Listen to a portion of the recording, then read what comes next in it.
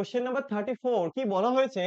যদি 55 plus 66 equal to 33 এবং 22 plus 99 equal to 33 হয় তবে 44 প্লাস 88 ইকুয়াল টু কত হবে?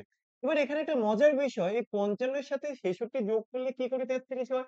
আবার 22 এর সাথে 99 যোগ করলে কি করে 33 হয়, তাই না? এই লজিক আমাকে খুঁজে বের করতে হবে। দেখো কি লজিক এখানে এপ্লাই করেছে।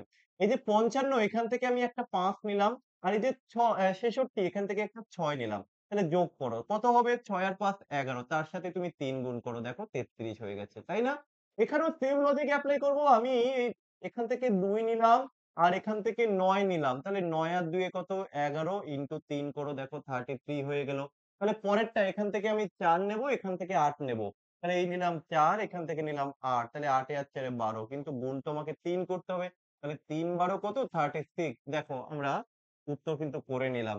তো এখানে অপশন সি হয়ে যাবে সঠিক উত্তর। আশা করি প্রত্যেকে বুঝতে পেরেছ।